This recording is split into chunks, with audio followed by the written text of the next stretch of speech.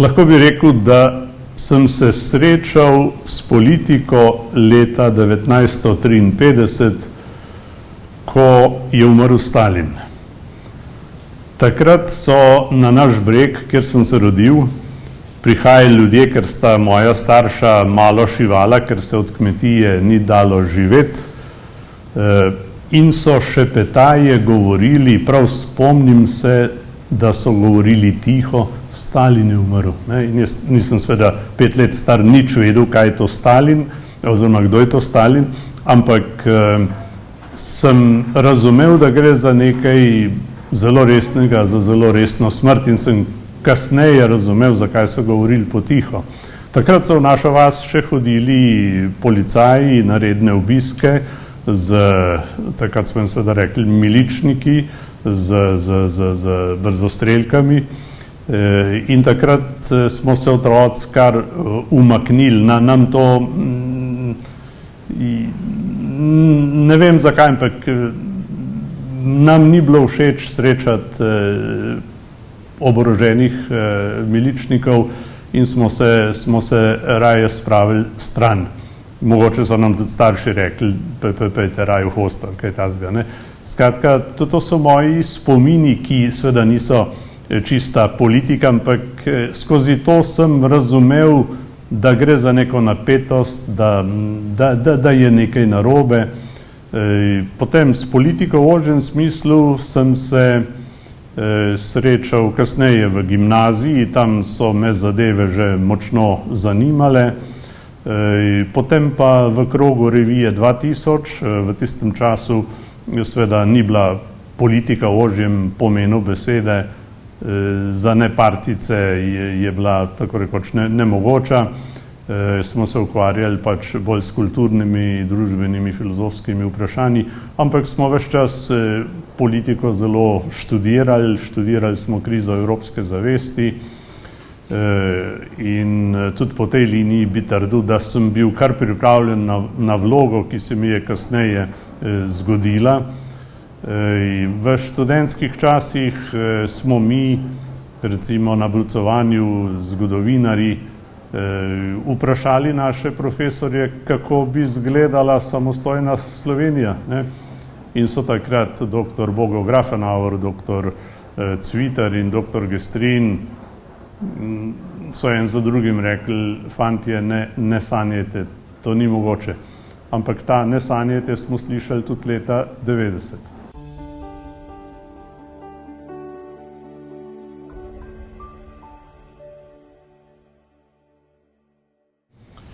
To je bil en poseben čas, v katerem sem se angažiral z vso družino, če tako rečem, predvsem pa z mojim takratnim hroščem. Sem naredil čez 20 000 kilometrov za svoj denar po Sloveniji.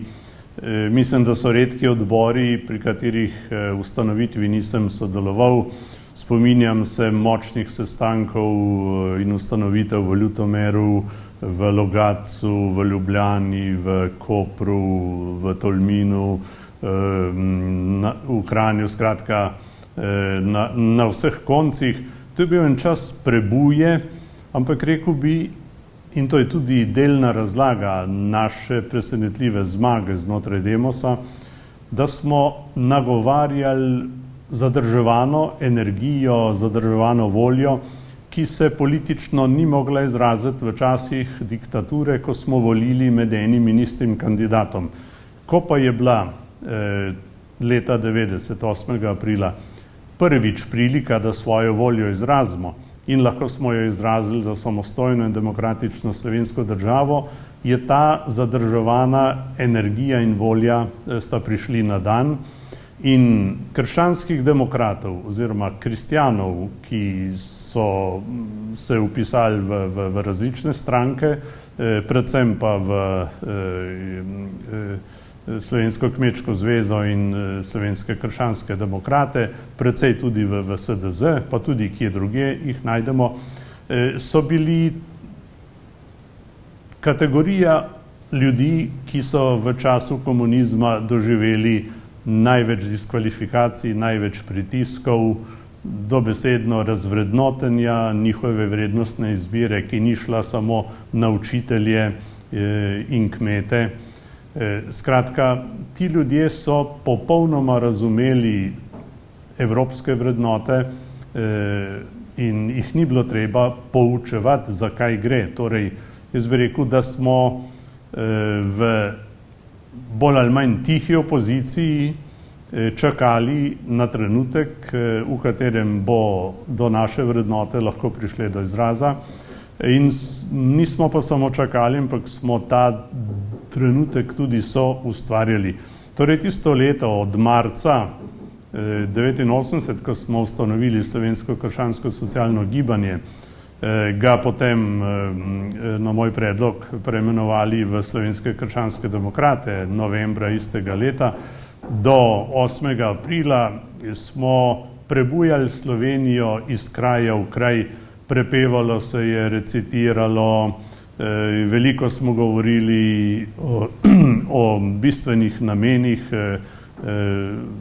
na vrhu je bila seveda samostojnost, ampak marsikje smo morali tudi prepričevati ljudi, so rekli, lejte, to ni za kristjane, to je za neke druge ljudi. So bili tudi ljudje, so rekli, ne silte, ker se boste opekli.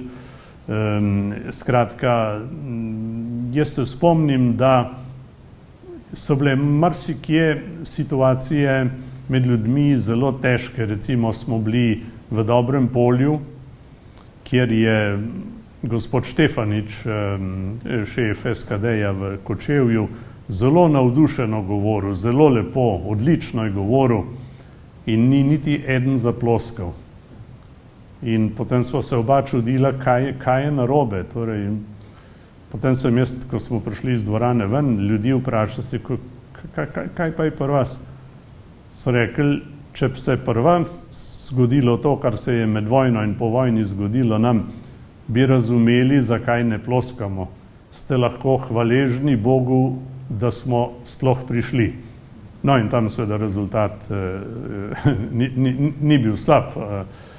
Skratka, veliko je bilo takih situacij, ko so bili ljudje res, rekel, ne govorim samo o mrtvih med vojno ali po vojni, ampak je bil ta kulturni pritisk, ta kulturno bojni naboj proti krščanstvu je bil težak, je bil siten oziroma naporen in tako smo srečevali bolj ali manj sproščeno Slovenijo, ampak smo srečevali tudi odpor. Recimo v Kranju je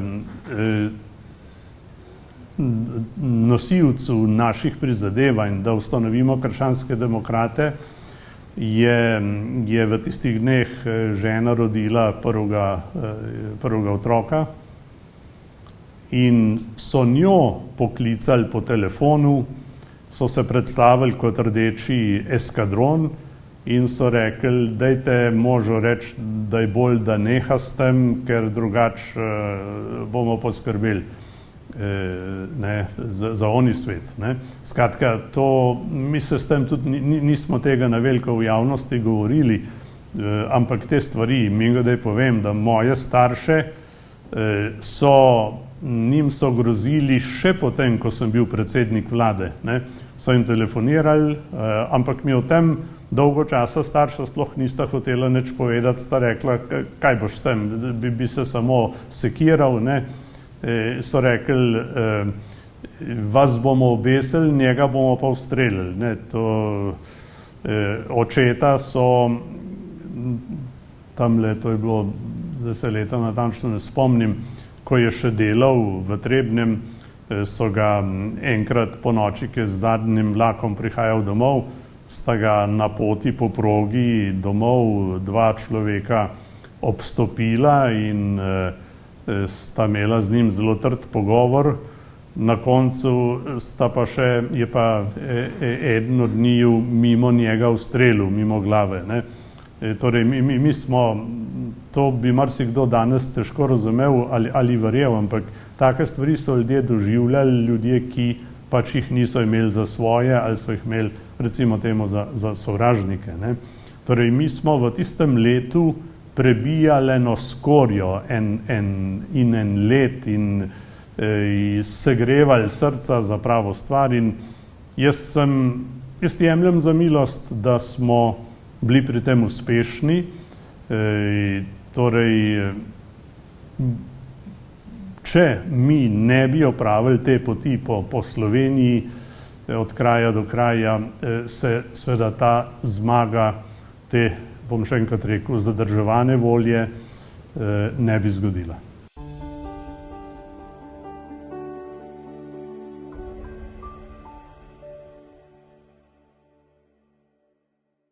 SKD je bila presenetljiv zmagovalec, ampak ko zmagaš, postaneš strelovod in znotraj Demosa smo se, hvala Bogu, že prej dogovorili, da bo mandatarja za sestavo vlade imela stranka, ki bo znotraj Demosa v družbeno-političnem zboru dobila največ. Rad bi to pojasnil, zakaj družbeno-politični zbor, ker smo samo v tem zboru dejansko volili popolnoma v skladu z principi demokratičnih volitev, torej tam smo volili stranke, ljudje so bili strankarsko prepoznavni. V zboru občin smo volili po večinskem principu in smo nastopali s skupnimi kandidati, v zboru združenega dela pa se ni smelo sploh pokazati strankarske pripadnosti, so bila samo imena, seveda partija pa, ki je obvladovala podjetniške strukture oziroma strukture v podjetjih, pa je imela seveda ključen vpliv in ljudje niso vedeli, torej številni niso vedeli, koga se voli in je tam so stare politične sile v zboru združenega dela dobile večino, v onih dveh pa je dobil večino Demos. Torej, jaz z veseljem in ponosom trdim, da smo krščanski demokrati zagotovili Demosu največ glasov, relativno največ, torej največ glasov smo prispevali slovenski pomladi, zato po prej omenjenem dogovoru je mandatarstvo tudi pripadlo nam.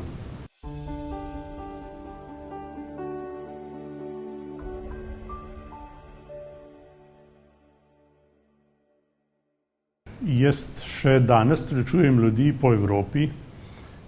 Zgodilo se mi je pred par dnevi v Italiji, da so mi ljudje izobraženi vprašali, kako je bilo to mogoče, da 2 milijona ljudi sredi Evrope doseže status suverene državnosti z evropsko perspektivo.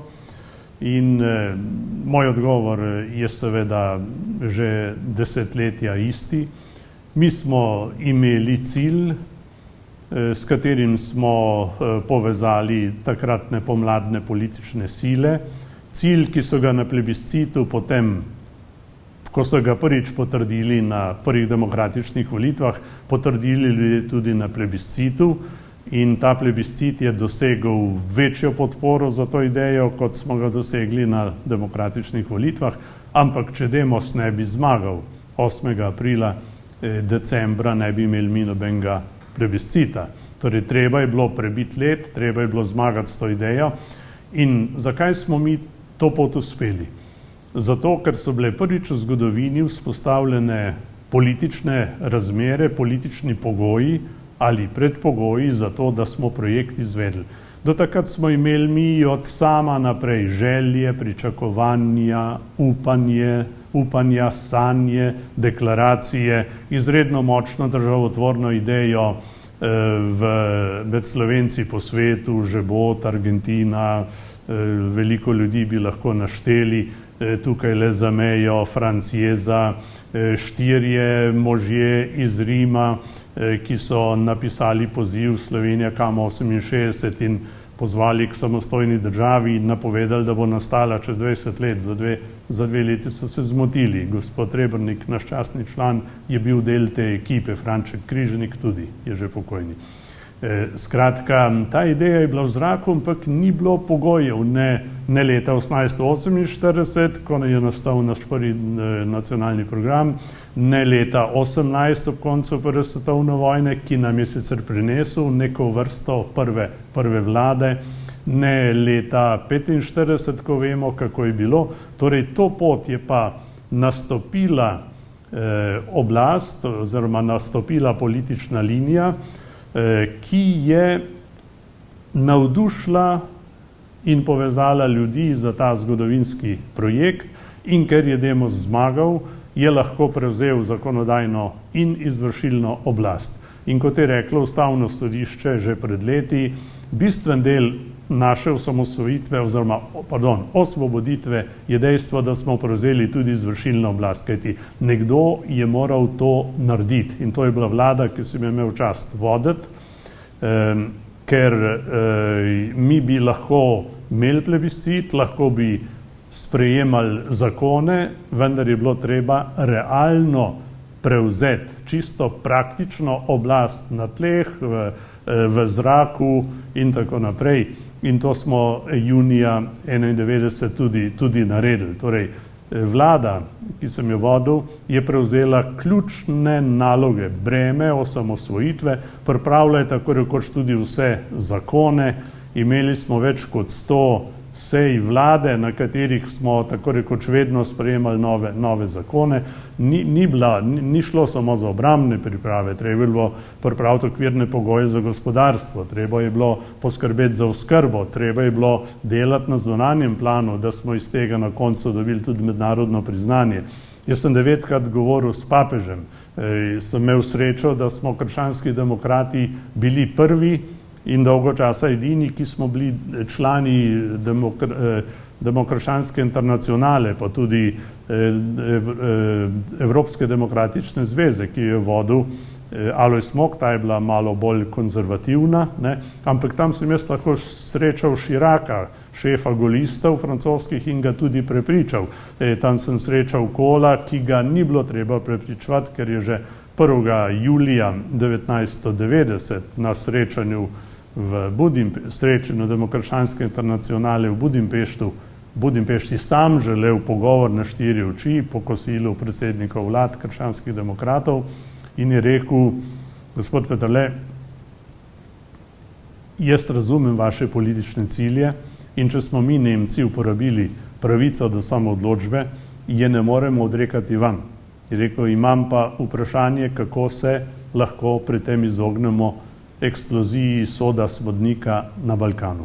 Jaz sem mu seveda rekel, lejte, naša želja po svobodi, volja po samostojni državi ne more ogrožati nobenega. Mi si želimo samo enake pogoje, kot jih imajo drugi svobodni narodi in njihove države po Evropi, in se želimo na tak način priključiti evropski družini. Torej, jaz sem takrat, to je bilo 1 mesec pa pol po prevzemu vlade, sem prišel iz Budimpešte, bi rekel, izredno opogumljen. In dobro leto kasneje, sredi avgusta 1991, me je potem Kohl, to je bilo dober mesec po Brionskem sporazumu, ki je prinesel velike skrbi tudi v Demosu, nekaterim, me je povabil na pogovor na svoj vikend v Avstrijo na 4 oči. Priča je bil takratni prvi mož avstrijske televizije Gerd Bacher. Sva šla čez priznavanje v 2,5 urah in to se je, bi rekel, s parimi procenti razlike zgodilo tako, kot sva se pogovorila in dogovorila takrat. In če krščanski demokrati ne bi bili člani internacionale, se jaz na strankarski ravni ne bi mogel enakovredno pogovarjati s Kohlom, Andreottijem, Johnom Majorjem, Chiracom in drugimi. To je bila izredna prilika, za katero se je treba zahvaliti tudi zgodovinski SLS, ki se je združila z SKD-jem, ker nam je ta k tej hitri vključitvi pomagala, ker je bila članica takratne Evropske zveze krščanskih demokratov, ki je imela še srednje evropsko posebno podskupino. Torej, mi smo bili takrat definitivno najboljša politična legitimacija za Slovenijo. To mislim, da je nekje tudi Tine Hribar rekel, ki se je takrat, ko je Janša oziroma je Jambrek okrog predlagal, da se me zamenja, je Hribarjev krog, če temu tako rečem, zavedajoč se, da smo krščanski demokrati taka izkaznica, je bil mnenja, da nima smisla Peterleta rušiti v tem trenutku, ker nimamo še mednarodnega priznanja in dejansko so počakali do mednarodnega priznanja, potem pa je stekla runda nezaupnic, ki se je tudi končala, kot se je. Torej, tole sem malo širše razložil, ampak mislim, da je pomembno, da se zavedamo, torej, ni bila samo ta, kot sem prej rekel, zadrževana energija, odprtost za evropske vrednote, pripravljenost za osamosvojitev. Tle je bilo tudi dejstvo, da smo krščanski demokrati svoj vpliv, da smo izkoristili svoje pozicije za vpliv doma in po svetu, da smo ta projekt lahko izvedli. Papeža sem že omenil, tudi z njim sem lahko govoril najbolj intimno, kar se da, in tudi on je razumel z izkušnjo nacizma in komunizma, zakaj gre, mu ni bilo treba veliko razlagati in me ne čudi, da je na koncu osebno narekoval priznanje Slovenije strani Svetega sedeža.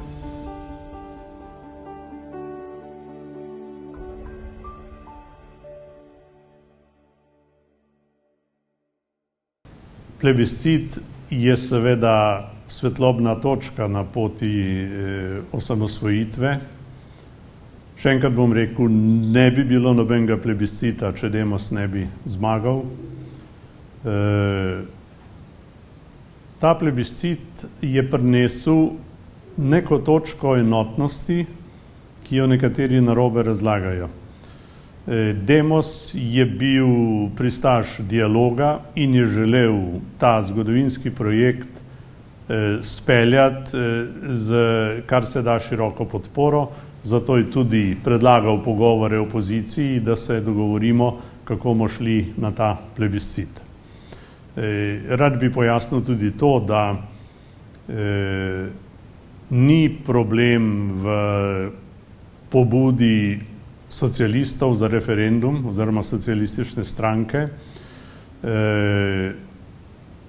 To se skuša danes razlagati, češ Demos ni hotel poslušati, ga niso zanimali drugi, je ignoriral predlog socialistov, ampak stvar je zelo enostavna. Demos je hotel iti v ta projekt po ustavni poti, s sprejetjem ustave in potem bi šli na referendum in o tem smo se pogovarjali v krogu z doktorjem Bučarjem, Jambrekom,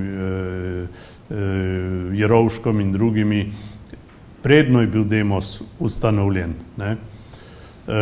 Tako da plebiscit je bil vedno pred našimi oziroma v naših mislih, ampak ko je takrat jeseni prišlo do zaostritve notranje politične situacije v Jugoslaviji, večje napetosti med Srbi in Hrvati in do velike, ne bi rekel zmede, ampak zadrege z ustavno potjo, ker je bilo okrog 100 predlogov za spremembe in tam se je stvar proceduralno skisala, preprosto se ni dalo po tej poti naprej in je prišlo najprej v ožjem, potem v širšem krogu do prepričanja, da je treba zadeve narediti drugače in takoj so prišle te zgodovinske polče z sestankom Demosovega političnega kluba oziroma poslanske skupine, na kateri je bilo sklenjeno, da gremo 23. 2 dni pred Božičem na plebiscit. In kar se enotnosti tiče, jaz jemljem za enotnost dejstvo, da smo brez glasu proti 6. decembra 90 sprejeli v takratni skupščini zakon o plebiscitu. Mislim, da so bili 4 vzdržani, nobenega proti, ampak ne moremo reči, da to pomeni, da so bili vsi za plebiscit. Bili pa smo vsi za to, kako gremo na plebiscit. Marsikdo od naših državljank in državljanov je to razumel kot enoten poziv ali enotno stališče, ampak kot smo videli potem v naslednjih 6 mesecih, namreč zakon je tudi postavil končni rok za osamosvojitev, torej 6 mesecev po plebiscitu je bil zadnji rok za razglasitev samostojne državnosti in tukaj moram reči, da smo z ministri moje vlade prispevali bistveno točko ali argument k temu, da se ni to zgodilo na katalonski način, da bi kar proglasili državo, pa bi se šli potem osamosvajanje, če tako rečemo. Mi smo takrat z močno argumentacijo razložili, kako smo pripravljeni, kje smo in kje nismo, kaj je še treba, in mislim, da je bil ta 6-mesečni rok zelo dobra postavka v celi strategiji in taktiki. In bi rad rekel to, da seveda vlada ni začela delati za osamosvojitev šele po plebiscitu.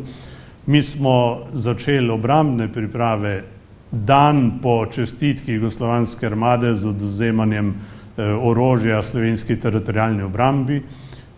Rad bi povedal, da mene kot mandatarja oziroma že predsednika vlade ni ne general Hočevar prvi mož teritorialne obrambe, niti drugi politiki, ki so vedeli za to, obvestili o tem. Skratka, ta udarc ima tudi slovensko komponento in za nas, ki smo zmagali volitve z državotvorno idejo, z idejo samostojne in demokratične slovenske države, je bil to udarc v obraz, bi rekel. Ker mi smo se odpravili na pot osamosvojitve praznih rok, brez orožja, vedoč tudi tisti, ki niso študirali zgodovine, da je malo narodov doseglo to brez cene krvi. Tudi mi smo plačali krvni davek za to na koncu. Skratka, omenjam to zato, ker eni poenostavljajo, češ vlada je začela šele potem in tako naprej. Če mi ne bi začeli obrambnih priprav 17. maja, potem, ko smo razumeli, da je to prvi akt agresije, vojna napoved Sloveniji, potem mi ne bi imeli postroja v Kočevski reki, na katerem je zadišalo po slovenski vojski, in ne bi imeli moštva na dan, ko smo bili napadeni in ne bi zmagali vojne za Slovenijo, bi na osamosvojitev še čakali. Plus tega naj omenim, da smo imeli mi na dan plebiscita natisnenega večino denarja in spravljenega tam, kjer je treba. Skratka, mi smo delali na celem planu in bistveno je, da smo bili v kritičnem trenutku pripravljeni. Če ne bi bili, se mi dva ne bi danes veliko pogovarjala. Zdaj pa še malo besed k enotnosti. Torej, kljub temu, da je 90% ljudi oziroma 95% od udeleženih glasovalo za samostojno Slovenijo, smo mi doživljali neverjetne pritiske oziroma nasprotovanja. Recimo že ta medijska linija, poslušati po Radiu Slovenija, travo bomo jedli, to so ljudje razumeli kot državni radio, se je na vse zadnje tudi bil, travo bomo jedli, dober dan, žalost. To ni bil izraz enotnosti, to ni bil izraz podpore, to je bilo cinično norčevanje iz naše namere. Potem mirovniški poskus, torej mi smo rabili orožje, mi smo rabili zakone, s pomočjo katerih smo orožje lahko nabavili, Mi smo rabili obrambno suverenost, ne, in so bili ljudje, ki so s celim predsedstvom Brezomana to zadevo podprli, ne. Če bi se mi to zmenili, da odigramo proti Beogradu, eni malo sem, eni malo tja, ampak s skupnim ciljem, da zadevo izpeljemo, bi bila to druga stvar, ampak to se je tako rekoč v ključnih mesecih, ko smo se morali mi res pripraviti na obrambo, ne, so se dogajale take stvari. Mi smo imeli interpelacijo proti moji vladi aprila, se pravi 2 meseca pred osamosvojitvijo, ne. Torej, eni so gugali barko do zadnjega, kolikor se je dalo. Imeli smo projekt podiranja državnega tožilca Toneta Drobniča še junija in tudi to so nekateri Demosovi politiki podpisali, ker v SDZ-ju jim je šla zmaga krščanskih demokratov na živce, iz te stranke je prišla pa tudi neka izmišljotina, ki se reče neoklerikalizem. Rupel je govoril o neoklerikalizmu, ne. Spomenka je kasneje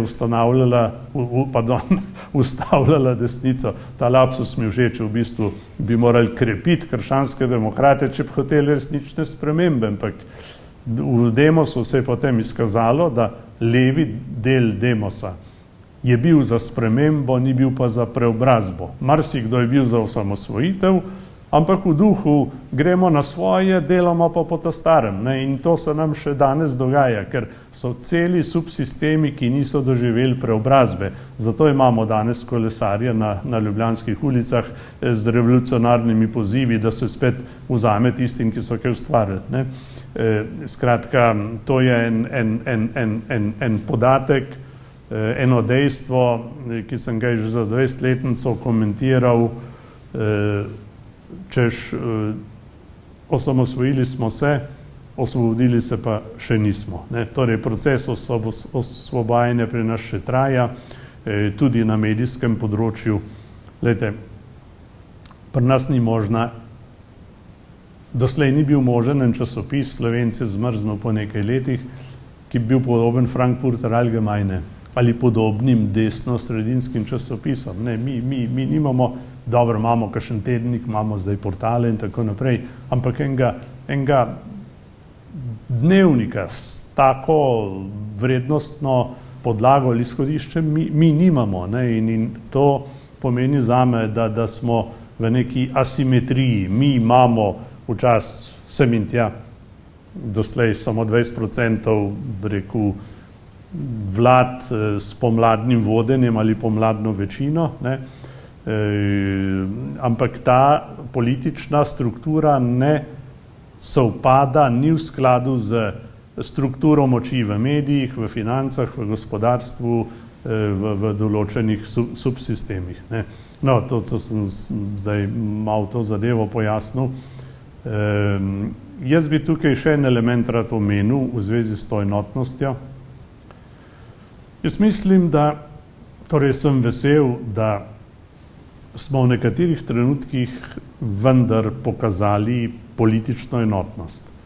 In mislim, da je bilo več politične kulture takrat, kot je danes, če tudi smo takrat menjali režim in zapuščali neko državo, ne. Mislim pa, da podcenjevanje naše obrambne pripravljenosti pomeni neko pomembno postavko, ne. Jaz se spomnim tudi kakšnih stavkov junija 1991 z opozicijske strani, recimo stavek kot je ta, počakajmo, da bomo videli prvi tank, ali pa, ne, skratka, da bo zarapotalo, potem bomo pa videli, ne. Jaz mislim, da to pričakovanje, da bodo že pokazali tem novim demokratom tisti, ki to zmorejo, ne, je neka posebna postavka. Pustimo to, da so v LDS-u želeli rušiti to vlado med vojno, da je od tam prišla tudi ideja, da bi se prepustili brez boja in tako naprej. Skratka, jaz imam dovolj elementov v mojem spominu, ki mi ne govorijo o kakšni lirični ali romantični enotnosti. Ves čas je šlo za politični boj in tukaj bom prišel zdaj malce nazaj na tisto, o čemer sva govorila na začetku, na krščanske demokrate. Glejte, 45 let, skoraj 50 let, pol stoletja so imeli vso oblast. Cerkev, kristjane, drugače misleče so diskvalificirali, dali na robje, na obrobje, so bili državljani drugega razreda. Potem pa naenkrat, razumete, zmagajo krščanski demokrati, predsednik vlade, čeprav je ponudil to Pučniku, to mesto, ki ga je on odklonil, postane kristjan, sin domobranca. To je moralo biti za partijo groza, to je bila simbolna grožnja. Torej, tisto, pro čemer so se borili, je postalo oblast ali pa pomemben del oblasti. Jaz se čisto lahko vživim v tiste, ki so se menda pomikali proti Postojni. O tem smo imeli nekaj pričevanj. Ker so mislili, da bomo ravnali kot oni.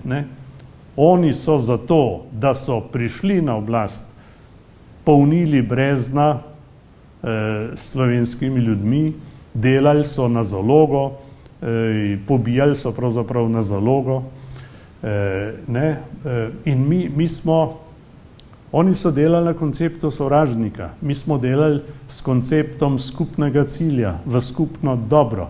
Demos ni rabu osamosvojitve, da pride na oblast, ampak je izkoristil dejstvo, da je na demokratičen način dobil oblast zato, da je za Slovenijo nekaj naredil. In to, kar smo naredili, osamosvojitev, reforme, denar, mednarodno priznanje, vse to smo naredili za vse in to lahko tudi skupaj praznujemo. Prej smo imeli praznike, ki smo jih vedno praznovali proti nekomu domače, temu tako rečem. Praznovali smo nekaj, kar se ni zgodilo. 27. Aprila ni bila ustanovljena osvobodilna fronta, niti imperialistična front, protiimperialistična, ta je bila ustanovljena en dan prej. Imeli smo kolaboracijo z Sovjetsko zvezo, berimo Angelo Vode, ki to lepo popisala, jih je precej fasala, ker je bila kot komunistka proti Nemcem, pa ni bila na liniji in vemo, kako je poteklo potem njeno življenje, ko so se odločili, da jo uničijo. Skratka, jaz sem pri tej takovani enotnosti previden, ampak eno je ožja politična raven, eno je pa ljudska raven. Na ljudski ravni je plebiscit povedal, torej 95% ali 89% od vseh upravičencev, ob dejstvu, da smo imeli okrog 10% neslovenskega prebivalstva, je rezultat brez primere in ta rezultat je deloval tudi v svetu. Razlika s Katalonijo je ta, da Katalonci niso prišli čez 42%, če se ne motim. In je, plus tega imajo tam 1:1, pol je ljudi, ki se imajo za Katalonce in pol ljudi, ki se imajo za Špance. Ampak samo, da to samo omenimo. Torej, mi smo, sosedi bi rekli, v tem smislu čisti ko suza. Mi smo naredili stvari demokratično, legalno, imeli smo v jugoslovanski ustavi zapisano pravico do samoodločbe in do odcepitve. Jaz sem hodil v Beograd k Markoviču in še k komu, da bi jih prepričal, da se dajmo razdružiti miroljubno, pa so bili tovariši proti temu in so nas na koncu s podpisom Hrvata Markoviča napadli. Tako da ta enotnost je bila zelo pomembna za vlado. Seveda je bila pomembna tudi neenotnost, o kateri sem prej govoril. Nisem omenil, da smo imeli mi tako rekoč generalno stavko, mislim, da 14 dni pred osamosvojitvijo, napad na ministra za šolstvo, že prej napad na ministra za kulturo, na te takšne vrednostne resorje. Ne. Celo nekateri ljudi v Demosu je motil eden od najbolj znanih in znamenitih evropskih stavkov Ora et labora. Lejte, to je motilo, ne. Celo nekatere naše prijatelje. Ne. Torej, ta koncept sovražnika je bil navzoč in je žali Bog navzoč še danes z revolucionarnimi tendencami.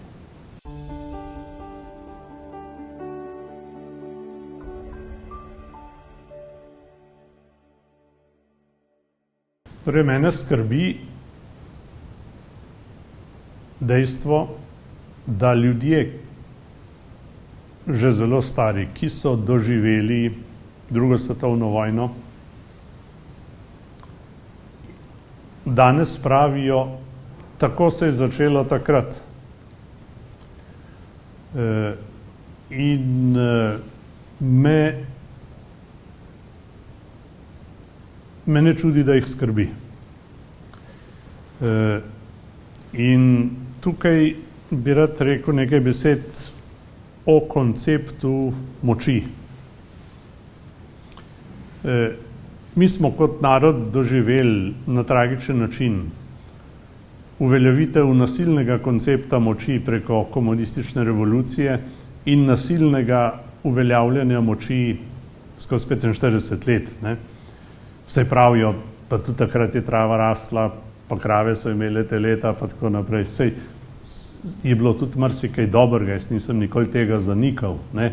Se ne moreš delati samo slabega na vse zadnje. Ne. Ampak bil je nedemokratičen režim, bila je diktatura, trša na začetku, milejša proti koncu, ampak ta režim, ki smo ga imeli, in to smo videli potem, ko smo dobili ven prve spiske udbovskih sodelavcev, ne, je imel eno od najbolj finih kontrolnih mrež in rekel, sistema kontrole svojih državljanov. Ne. Če je na vsakem stopnišču, je vsaj eden pazil na druge. Ampak na te, ki so pazili na druge, je pazil še eden višje. In je bilo, jaz se spomnim, sem govoril z zgodovinarji, raziskovalci, ne, so rekli, da si niso predstavljali, da je bila ta kontrola tako močna in da je v njej sodelovalo toliko intelektualcev. Ne. To je Česlav Miloš v svoji knjigi Zasužnjeni um zelo lepo pojasnil. Ne. Lejte, in to marsikdo, tukaj bi rad rekel nekaj besed o ilustraciji tudi, ne, ker danes poslušamo kritične glasove celo iz nekdanjih Demosovih vrst, ne, češ Peterle ni opravil ilustracije. Ne, torej, najprej bi rekel, da jaz nisem bil Tito. Ne. Ilustracije delajo predsedniki v totalitarnih režimih, v diktaturah, ko se lahko tajno ali netajno spelje zadeve na podlagi volje tistih, ki imajo absolutno moč. V demokratični družbi se da ilustracijo narediti samo na podlagi zakona. In v Demosu volje po ilustraciji v predsedstvu Demosa ni bilo, začenši z Jožetom Pučnikom in Francetom Bučarjem. Jože Pučnik je rekel, poslej bomo vsi drugačni. Tako je rekel. Sprejeli bomo nove zakone, nova pravila obnašanja in tudi oni bodo postali drugačni. Jaz imam v teh njegovih besedah, ko bi rekel, najprej pozitiven pogled, ne, da v tem vidim tudi eno humano vero, bi rekel, da je možna sprememba, da nas bo nekaj novega povezalo. Ne. Ampak glede tega smo se pri, bo rekel, številnih nosilcih bivšega režima zmotili. Ne. Torej, ne bom našteval drugih, Spomenke in še koga, ne. Berimo knjigo Jožeta Zupančiča, nekdanjega predsednika zbora Združenega dela, v kateri je lepo pojasnil, kako je Bučar nasprotoval sprejetju zakona o privatizaciji. Spomnimo se sprejemanja zakona o denacionalizaciji, kjer je Demos že začel pokati. Torej, kjerkoli smo se lotili oblasti oziroma starih uveljavljenih struktur, povsod tam smo naleteli na velik odpor. In seveda, krščanski demokrati smo bili nedvomno nosilci novega v Krekovem, v Gosarjevem, v evropskem, v Šumanovem duhu, ne. In tega se je levi del Demosa ali pa večji del levega Demosa bal, temu je nasprotoval in se je na koncu raje povezal s komunisti proti krščanskim demokratom. Jaz pravim, da na koncu so lustrirali samo nas, ne. V prvi Drnovškovi vladi najdete ljudi, Slovensko ljudsko stranko bi dal malo v oklepaj, ampak je bil v tej vladi tudi Jože Jeraj, ne. Torej, samo krščanski demokrati od podmladnih strank nismo sodelovali v prvi Drnovškovi vladi, v kateri bil Jože Pučnik podpredsednik, ne. Ni sprejel moje ponudbe, da je bil predsednik vlade, je bil pa podpredsednik pod Drnovškom, ne. No, on je to obžaloval, je obžaloval tudi Bavčar, Janša na kongresu kasneje in nazadnje tudi Dimitrij Rupel, da je bil ta samorazpust oziroma podiranje vlade napaka. Namreč bi rad povedal, da se spomnimo, da v Doljskem,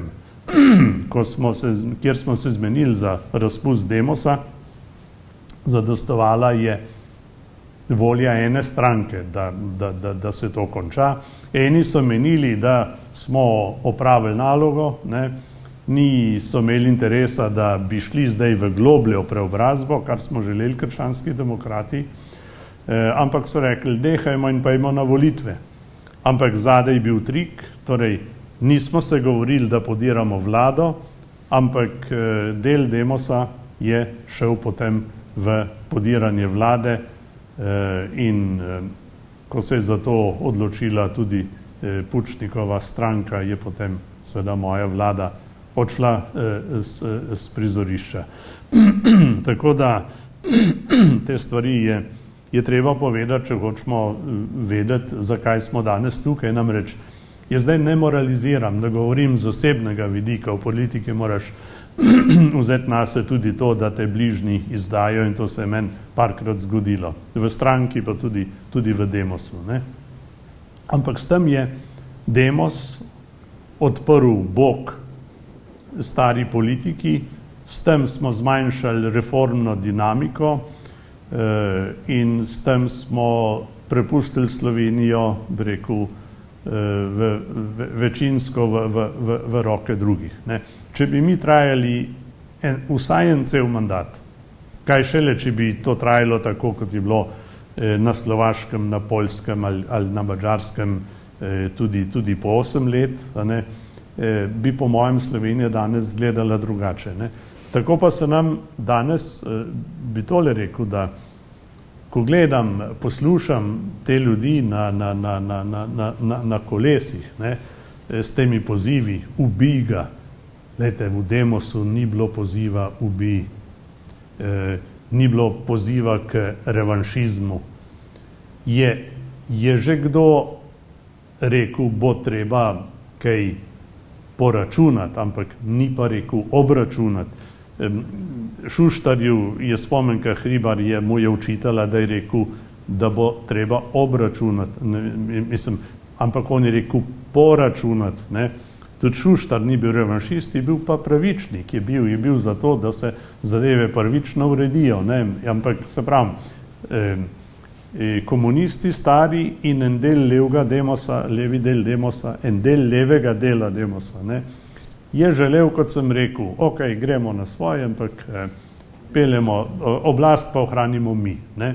Zdaj, seveda, jasno je, to vidimo zdaj tudi pri tej vladi, da če imaš oblast, imaš seveda odgovornost zato tudi nastaviš svoje ljudi, ne.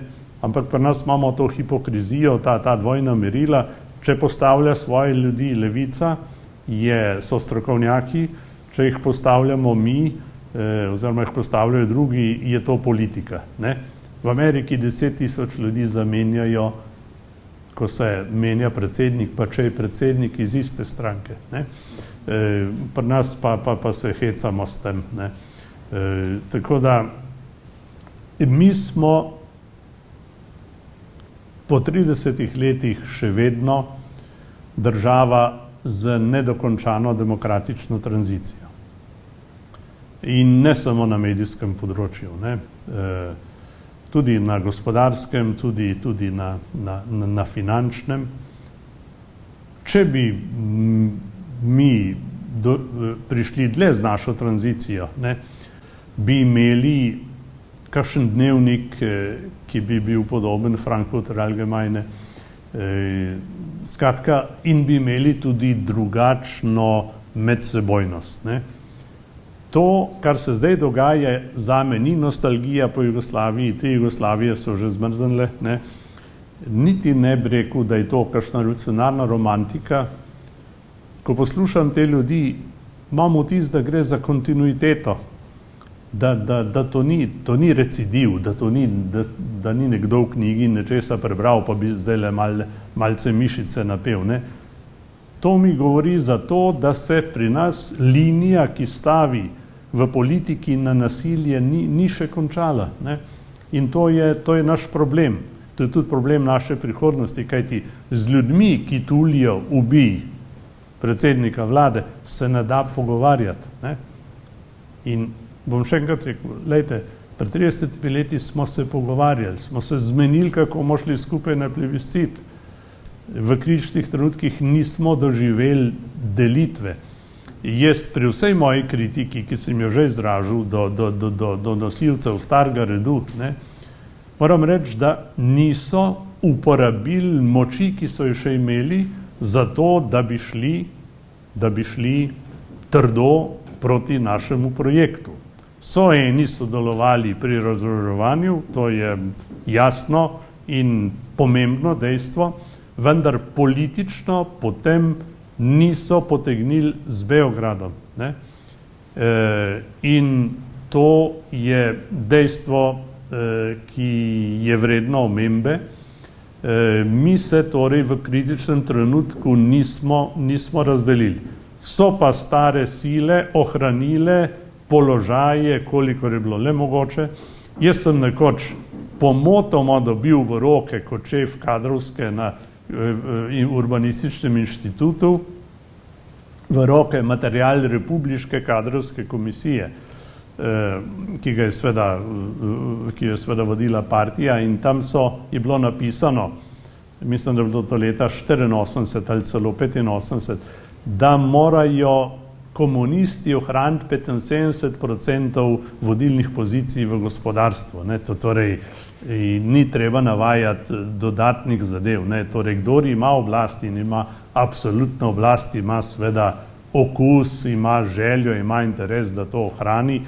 In pač s tem smo mi, tudi zato, ker Demos pač ni imel te volje, da nadaljuje skupaj, pač omogočili tem silam, da so uveljavile prevladujočo prevlado v teh strukturah.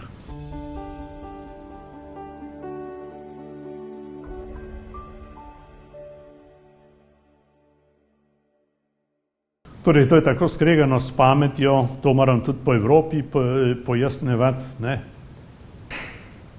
Kako bi lahko imeli diktaturo, če tako ani nacionalni mediji napadajo vlado? Včasih zelo nestrpno, in v nobeni diktaturi se to ne bi moglo dogajati, ne. Kako lahko proglašaš za diktatorja človeka, ki je podiral diktaturo, ki ima zelo dobro oceno iz prvega predsedovanja? Jaz bi lahko rekel marsikatero kritično o Janezu Janši, ne. Ampak kaj je alternativa temu, ali je alternativa to, kar zdaj poziva k revoluciji, ne? Mislim, zadeva je jasna, ne?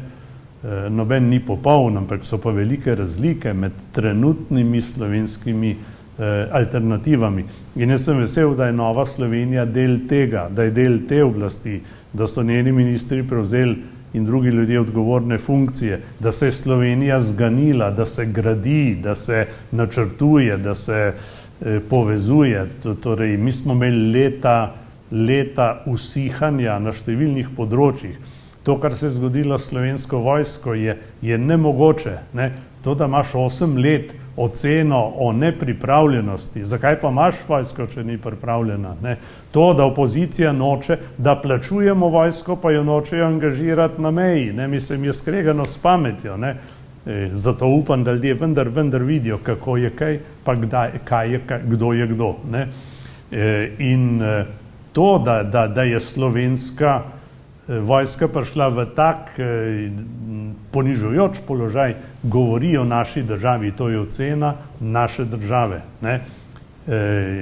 Ne ocena vojske. Vojska je zmeraj, bi rekel, je lahko odličen servis državi, ne? Ampak če imaš na oblasti ljudi, ki jim gre že ideja vojske na živce, ne? Potem seveda ne more biti drugače. In hvala Bogu, evo, zdaj se je ustavilo to usihanje slovenske vojske. Ne? Imamo celo par ljudi več not, kot jih je bilo prej. In tukaj se zdaj delajo, hvala Bogu, spremembe z Matejem Toninom in njegovo ekipo, dogajajo se stvari na drugih področjih. Ne? In moja izkušnja iz slovenske politike, oziroma eno od izkušenj je ta, drugi strani je večkrat bolj pomembno, da drugi ne uspejo, kot da uspejo v dobro državi. Če beremo Piera Fassina, ki se je srečal s Kučanom in še s kom, ne, so takrat prosili, to je Piero Fassino, bivši zunanji minister Italije, bivši generalni, recimo po starem italijanske partije, ne, ko je bil v Ljubljani, so mu rekli, dajte nam pomagati, da se ne bo zaslug prilastila samo desnica. Ne. To je bil problem partije, bom rekel, kar po starem jeziku. Ne. In, ne, ker mislim, če govorimo resnicoljubno, to ne pomeni, da govorimo zaslugarsko. Ne. Ampak resnica je, da osamosvojitev in demokratizacija ni bila v osnovi ideja partije. Partija ima vedno pobudo, smo se učili, ne? Ampak tukaj so imeli pobudo pomladne sile, ki so jo podprli tudi kakšni partijci, ne? Mogoče celo številni, ampak tistim, ki so nosili to zadevo, ne? Pa ni bilo prijetno. Ne? In v tem je tudi moj, rekel, jaz sem bil, kot sem že rekel, simbolna grožnja. Kar naenkrat je pa tukaj kristjan, ne? Ki komunicira z Vatikanom, ki komunicira s Kolom in tako naprej. To je bilo za njih prehudoče, temu tako rečem. Ne? In njih je bolj naš uspeh, v tem je problem. Čeprav je bil uspeh namenjen celoti, kot smo že rekli. Ne? Jaz bi si želel ene situacije v Sloveniji, v kateri bi si želeli, da tisti, ki ima demokratično legitimacijo in zdaj jo ima Janša vlada z našo soudeležbo, da mu uspe, ker mora uspeti, ker bo nam vsem dober. Ne da ga podiraš samo zato, ker ti gre na živce njegova oblast ali njegov uspeh. Ne? In zdaj levico boli, da se gradi tretja os, da se bo gradil drugi tir. To so stvari, ki so stale desetletja. Ne? Njim gre na živce, če drugi uspe. Ne? In to je ta kulturna nesreča naše nacije, ne? Da bi eni želeli kar naprej napredovati tako, da druge izločajo. Ne? Jaz trdim, da smo delali takrat, začenši z mojo vlado, v kateri je bilo nekaj dobrih starih komunistov, če temu tako rečem, ampak so podpisali Demosov program, so se podpisali pod osamosvojitev in demokratizacijo. Ne? In so delali dobro. Ne? Gospoda Godeša sem dobil skučenega Kučanovega kabineta, je postal minister za borce. Mingede je takrat pomagal, da z denarjem, ki ga je dobil za borce, pa ga trenutno ni rabil, da je Slovenc začel izhajati, ker niso imeli drugega denarja, da bi začel Slovenci izhajati in tako naprej. Se je prvi podpisal na papir v podporo moji vladi, ki so jo rušili od znotraj.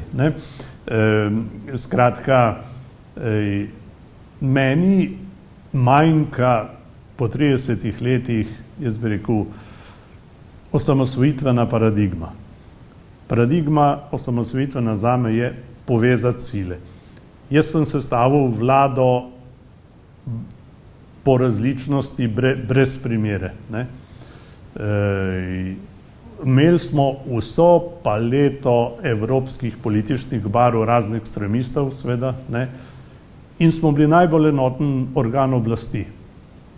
Parlament je bil levo-desno, oziroma stari novi, pozicija, koalicija. V predsedstvu, rekel je bilo, bi videl Omanov v malce drugačni poziciji ali pa tudi Pluta. Vlada je bila pa enoten organ in samo tako smo lahko tudi naredili, kar smo. Vsak je imel osamosvojitveno nalogo in vsak jo je tudi opravil. Tako da jaz bi si želel, da bi malo zalivali tole našo medsebojnost z zadevami, ki nas vežejo. In v tem, kar se zdaj dogaja, v tem potenciranju različnosti, ki gre v sovražnost, ki gre v sovražni govor, ki gre v pozive k nasilju, torej v tem res ne morem videti nič dobrega, bi bil vesel, če bi se lahko enostavno strinjal s tistimi, ki pravijo, to so ene ošpice, to bo minilo, ampak mislim, da ne gre samo za ošpice. Predvsem me pa moti tista ključna zadeva, da gre samo za oblast. Nekateri niso ali ne bodo dobili več toliko, kot so bili navajeni 50 let, 70 let, in zdaj je vse narobe. In zdaj treba enega ubiti. To je noro. Mislim, sprememba je tudi zato, da se kaj finančno prestrukturira, ker mi živimo, kot sem že prej rekel, v eni veliki asimetriji. In te zadeve bo treba nadaljevati in vlada ima za to odgovornost, ljudje bodo pa ocenili, ali je to v redu. Kar se pa COVID-a tiče, COVID je eno posebno dejstvo v slovenskem, evropskem in globalnem merilu, ki trka na našo vest in zavest na različne načine. Je izziv, ki kaže, da se moramo malo bolj vprašati ne samo po našem zdravju, ampak tudi po političnem zdravju. Tukaj nam zdravstveni nacionalizem veliko ne pomaga. Ta bolezen kliče po boljšem konceptu globalnega vladanja, evropskega sodelovanja na nacionalni ravni in ob vsem jamru, ki ga slišimo in grožnjah v tej povezavi, bi rekel, da sem se predvsej ukvarjal s posledicami tega COVID-a in sem srečal številne ljudi, ki so okrepili svojo zavest in svojo odgovornost, so se zamislili nad marsičem, so se bolj povezali s svojimi bližnjimi in tako naprej. Torej, ta COVID ima tudi pozitivne posledice. Ne bi šel zdaj v teorijo zarote, ampak če bomo sporočilo COVID-a prav razumeli, bomo postavili marsikaj drugače. Oblast je seveda doživela, ne samo pri nas, seveda posod so vlade doživele podobne zadeve. Ampak ubiga pa nisem slišal za Merklovo, nisem slišal za Macrona, nisem slišal za Dragija. Ta virus nam nastavlja ogledalo. In marsikaj se je samo pokazalo v svoji luči, kakršna pač je. Ne? In to je treba vzeti na znanje, se pa hkrati zamisliti, kako naprej. Stvar ne bo dobra, če bomo poskušali samo na to, da dosežemo, kakor je bilo. Da gremo na stare dvore, gostilne polne, hoteli polni, plaže polne, polna zaposlenost, polne šole in tako naprej. Ne? Mislim, da se bo treba veliko bolj lotiti vprašanja preventive, kajti zdravje vedno kaže, je sintetičen pokazatelj tega, kar delamo narobe. Gotovo bodo še malo študirali, kako se je ta virus spekel ali skuhal ali kako je prišel v svet. Ne? Ampak ključno je, da tudi na osebni ravni delamo na tem, da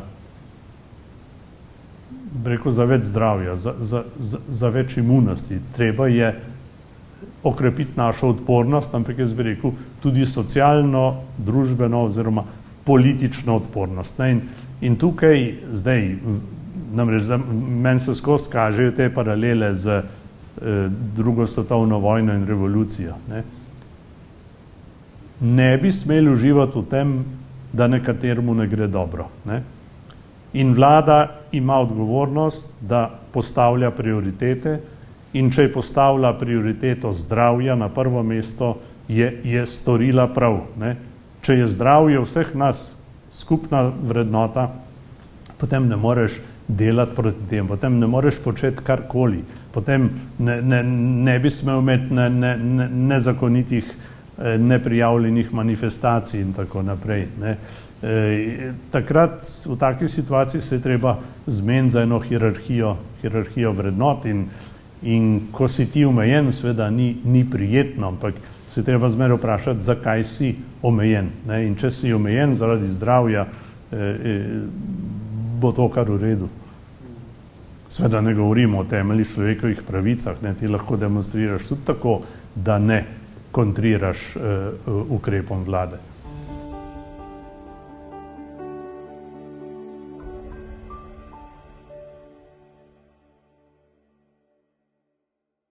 Slovenija je imela srečo, da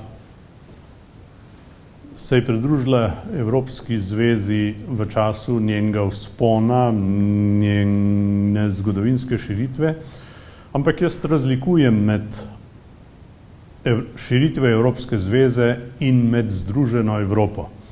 Evropska zveza se je razširila, nimamo pa še Združene Evrope. In prej sva govorila o konceptu sovražnika, torej Evropa je nastajala v času neke sovražne slike, neke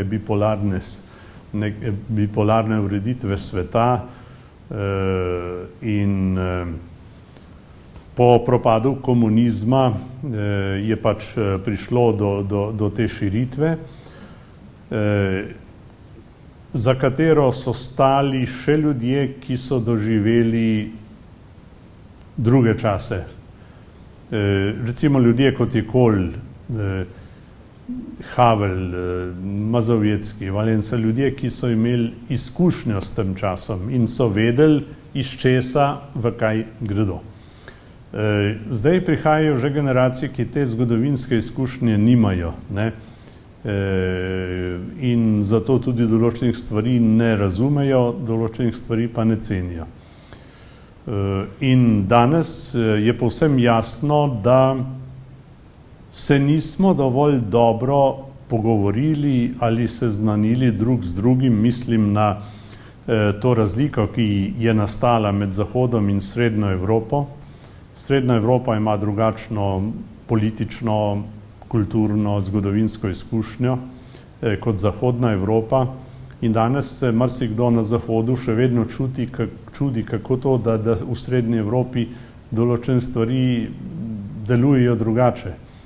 In jaz vidim problem v tem, da mislimo, ko uporabljamo iste besede, svoboda, demokracija, dostojanstvo, solidarnost, da tudi subsidiarnost, da potem mislimo različne zadeve. In danes prihaja v Evropi do ideološkega spopada, ne? ki ni dovolj resno reflektiran in mi izgubljamo energije za nek ideološki spopad, v katerem je kulturno bojni naboj proti krščanstvu še vedno tukaj ali je pa še močnejši. In to je načelo do neke mere tudi identiteto krščanskih demokratov po Evropi. Ni samo drugačna Evropa, kot smo jo poznali pred 30, 10 ali še 5 leti, drugačna je tudi podoba krščanskih demokratov. Zato prihaja zdaj do novih dejstev, do poskusa ustanovitve nove politične skupine v Evropskem parlamentu.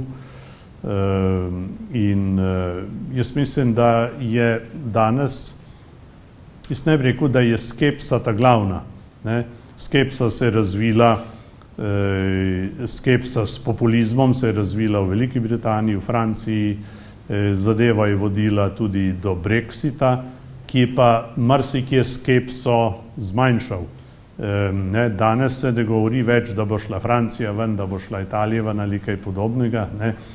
Mislim, da je Brexit prispeval k večji zavesti o pomembnosti Evrope oziroma Evropske zveze. Vendar zdajle več voditeljev nacionalnih, zlasti predsednikov vlad, nekako izraža mnenja, ki ne dišijo po enotni Evropi.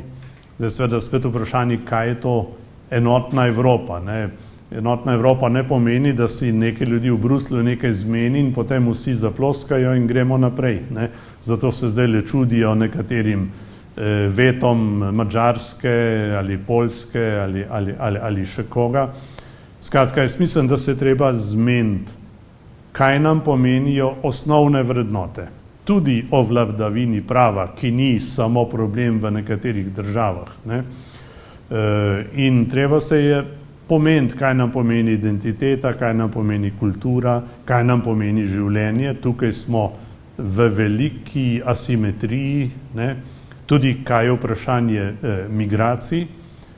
Jaz bi rad rekel, da če se Evropa ne bo posvetila tudi lastni nataliteti, lastnemu veselju do življenja, če želi biti Evropska zveza zgolj teren migracijskih tokov in sprememb, potem ne bo potrebe velike, da se govori o evropski identiteti, ki je seveda vedno identitet. Evropa je pač domovina več identitet. Jaz bi rekel, da evropsko identiteto še dvigamo oziroma jo razvijamo. Evropska identiteta nastaja. Eno so seveda kulturne, nacionalne identitete, eno je pa njena politična identiteta. In bistveno za to identiteto je, da spoštuje dostojanstvo vsakega, zato različnost ne moti, zato različnost bogati, zato iščemo enotnost in tako naprej. In zmeniti se je treba, kaj danes pomeni v novih političnih, kulturnih, socialnih in tehnoloških okoliščinah, kaj pomeni spoštovanje dostojanstva, začenši z spočetim življenjem, pa tudi s koncem življenja, tudi tukaj smo zelo različni, kaj pomeni delati skupaj, kaj pomeni biti solidaren, kaj pomeni subsidiarnost, kaj se odloča zgoraj, kaj se odloča spodaj. Torej, te temeljne ideje očeta Evropske zveze je treba ponovno premisliti. In tukaj ima zdaj Slovenija, ki bo predsedovala, lepo priliko, da prispeva tako k poglobitvi dialoga med Zahodom in Vzhodom. Danes priznavajo na Zahodu, da vedo premalo o srednji in vzhodni Evropi. Skratka, spet se bo treba usesti in se pomeniti, kaj hočemo skupaj narediti. Če hočemo močno Evropo v svetu, potem se moramo urediti, se moramo povezati, se moramo zmeniti, kako bomo to dosegli. Če ne bomo pa ostali pri različnih mnenjih, na kakršna smo navajeni v zadnjem času. Jaz mislim, da je prav, da se je Srednja Evropa v narekovajih osamosvojila, ne? In podobno je prav, da se Slovenija čuti del tega terena. In Srednja Evropa je naše naravno zaledje. Čeprav imamo večdesetletno izkušnjo balkanske politike, ne? Ampak mi pripadamo srednji Evropi in zdajle ima Slovenija priliko, da marsikaj prispeva, da marsikaj odpre, da pride tudi s kakšno vizijo in tudi s kakšnimi rešitvami. Mi bomo imeli ključen del debat o Evropski zvezi v času slovenskega predsedovanja. Francija bo dala gor mašnico, ne? Ampak vsebinsko bo pa Slovenija predvsem odgovorna za potek te konference v naslednjega pol leta. In jaz si želim, da bi dosegli vsaj tako dobro oceno, kot smo jo dosegli, ko smo predsedovali prvič.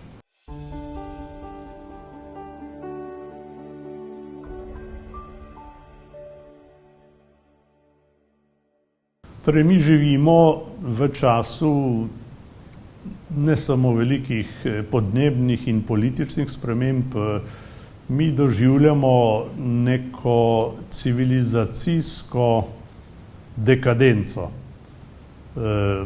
ki se kaže zlasti v odnosu do življenja. Ne mislim govoriti ideološko o splavu ali kaj podobnega, ampak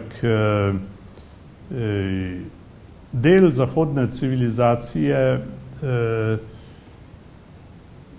malce pozablja ali pa zelo pozablja na tisto, čemer rečem rast skupnosti.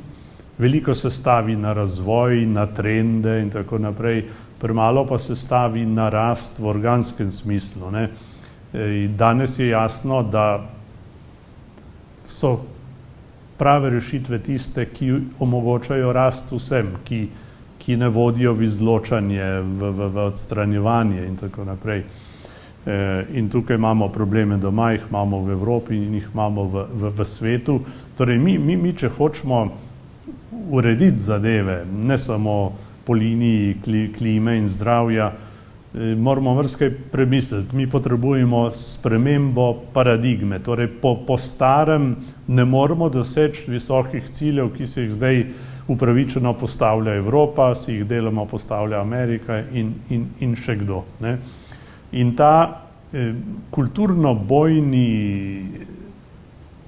interes je zame,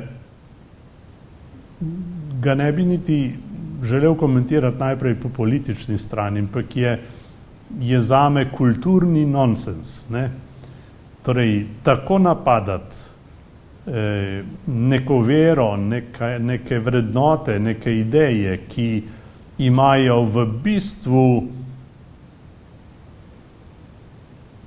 human odnos do drugega, ne? In vse se dogaja med jaz in ti, bi rekel Martin Buber, ne? Ali pa rekel, nam je še lažje direktno do vira tega, do Kristusa, ne? Torej, če mi ne uredimo tega osnovnega odnosa med jaz in ti, iz česar izhajajo na koncu tudi družbena in politična vprašanja in problemi, ne? Potem ne pridemo danes. In če se ne povrnemo k spoštovanju dostojanstva, ne? Ki se začne z spoštovanjem začetega oziroma spočetega življenja, potem bomo podivjali s to ideološko borbo, ki je v teku, ne?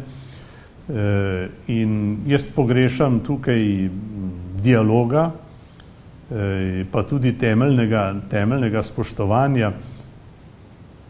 Torej, pri nas je stvar neznosna, ne? Ker če te nekdo, bom rekel pogojno na levi, ne? Torej, jaz nimam problemov z evropsko levico, ampak imam malo več problemov z tako slovensko levico, ne?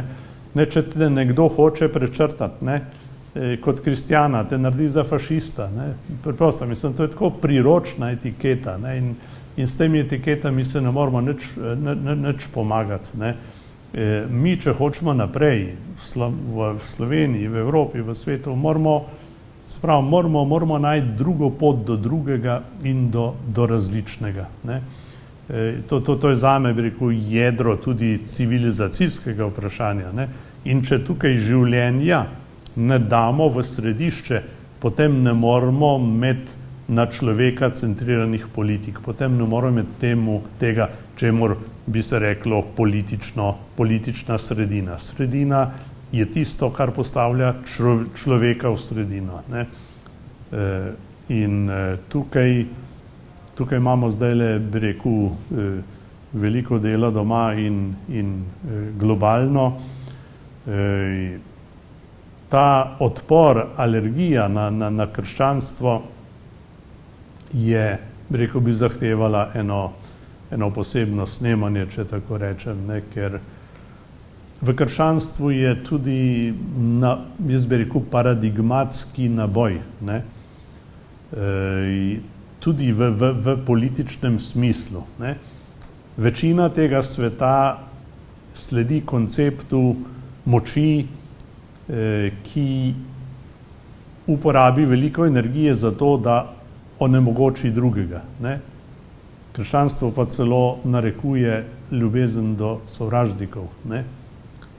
In kakor to zgleda paradoksalno, so številni izkusili, da je to ta pravo.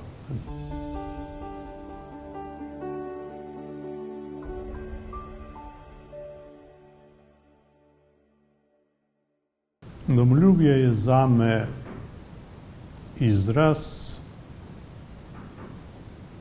pripadnosti in zvestobe identiteti,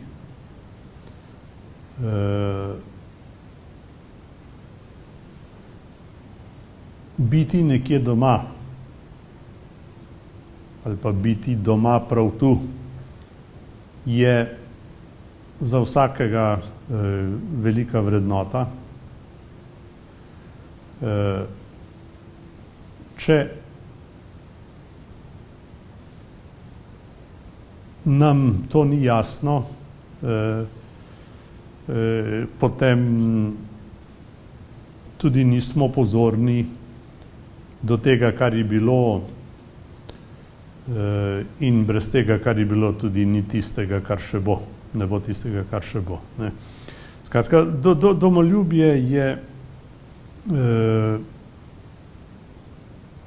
jaz bi rekel, državotvoren pojem. Osamosvojitev se je zgodila zaradi domoljubja. Domoljubje ima tudi v ospredju človeka. Ne. Domoljubje imamo, ker smo ljudje, ne. Ker imamo zavest in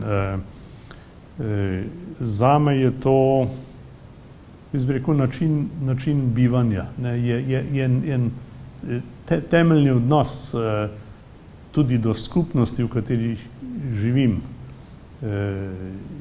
Nihče se sam niti ne rodi, tudi ne pokoplješ se sam praviloma. Ne. Zmeraj smo v neki družbi, zmeraj smo v neki soodvisnosti. Ne, in domoljubje, bi rekel, diši po kruhu, ki razveseli celo družino.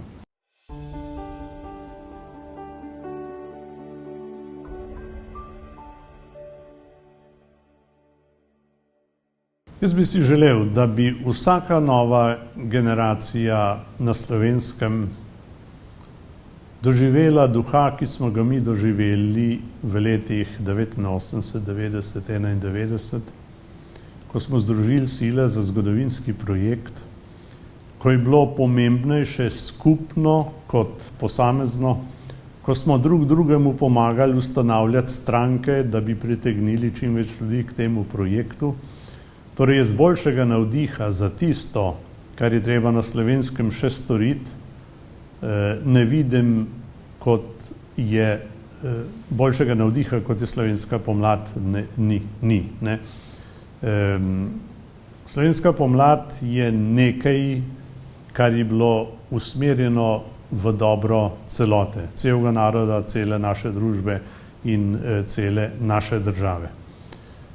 In kadar izgine smisel za skupnost, potem seveda je ogrožen tudi posameznik. In jaz bi rad, da bi znali kombinirati poudarek na posamezniku, na osebi, s poudarkom na skupnosti. Tukaj vidim pot naprej, tukaj vidim pot do medsebojnosti in pred 30 leti smo dokazali, da nas lahko povežejo veliki cilji. Zame je danes ob razdeljenosti, ki jo vidim, je velik cilj višja kvaliteta slovenske medsebojnosti. Jaz bi si želel, da bili vesel drug drugega, da bi se bili sposobni dogovarjati za skupne imenovalce, za nove skupne cilje. Zdajle v svet hiti v smeri zelene paradigme. Mi se moramo zmeniti na Slovenskem, kot suverena država, članica Evropske zveze, kaj bomo naredili, da bomo poživili naše gospodarstvo, našo družbo, našo politiko k rasti. Zame zeleno zdajle ni samo barva neke stranke. Zeleno je zame paradigma, organska paradigma, v kateri so vsi dobrodošli in tukaj je dela za vse.